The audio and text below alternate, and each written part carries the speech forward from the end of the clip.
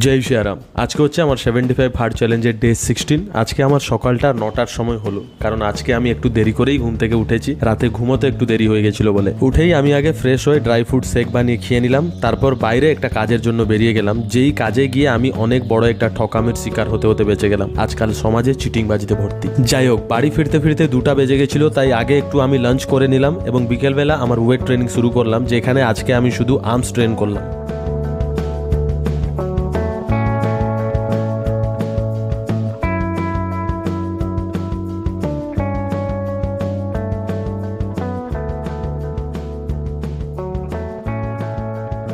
Workout শেষ করার পর একটু দুধ পাউরুটি খেয়ে হাঁটতে বেরিয়ে গেলাম। তবে আজকে আমি 10,000 স্টেপ কমপ্লিট করতে পারিনি, মাত্র 6,000 স্টেপ হাঁটতে পেরেছি, কারণ শারীরিক আর মানসিক দুদিক থেকেই আমার অনেক উইক ফিল হচ্ছিল। যাই হোক, তারপর বাড়িতে ফিরে ডিনার কমপ্লিট করে 10 পেজ গীতা পড়ে বাকি জল খাওয়ার টাস্কটা কমপ্লিট করে আমার ডে